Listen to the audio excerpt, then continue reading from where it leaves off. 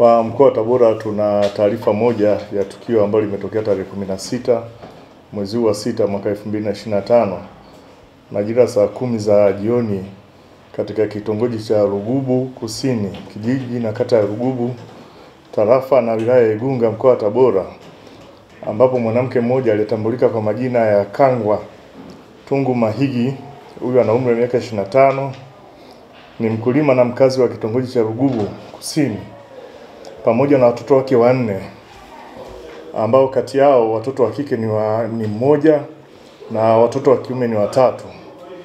waliotambulika kwa majina ya Segi James, huyu ana umri wa miaka 8, Simon James ana umri wa miaka 6,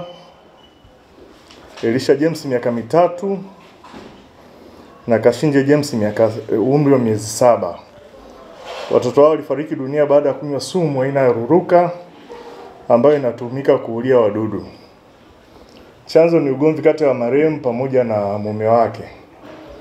na ugomvi huu ulisababishwa na marehemu huyu mwanamke ambaye ni mke mkubwa kuona kama hajaliwi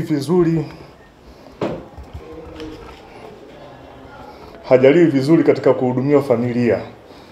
na alikuwa anaona kama mume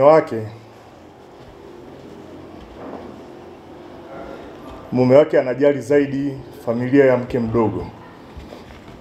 ikiwa ni pamoja na kumjengea nyumba ya kisasa iliyokuwa katikati ya kijiji.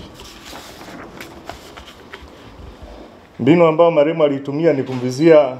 mume wake akiwa shambani, na kisha alinunua pakiti moja ya sumu na kukorogea kikombe cha plastiki, na kisha aliwanywesha watoto wake na baadaye kunywa yeye mwenyewe. Nyumbani kwa marehemu kulikutwa na pakiti moja ya sumu hiyo ambayo ilitumika pamoja na kikombe cha plastiki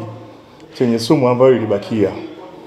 Miili ya marehemu ilihifadhiwa kwenye mochwari ya hospitali ya wilaya Igunga kwa ajili ya uchunguzi, na baada ya uchunguzi imekabidhiwa kwa ndugu kwa ajili ya mazishi. Hili ni tendo la kikatili, kihalifu na lisilo na utu ambalo limeangamiza maisha ya watu wasiostahili kuumizwa.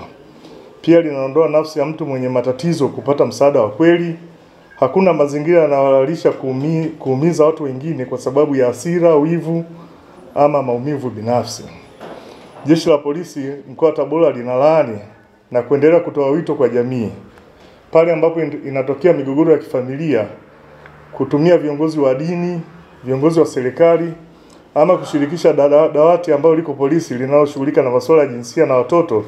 ili uweze kupata ufumbuzi wa matatizo na changamoto ambazo zinaikabili.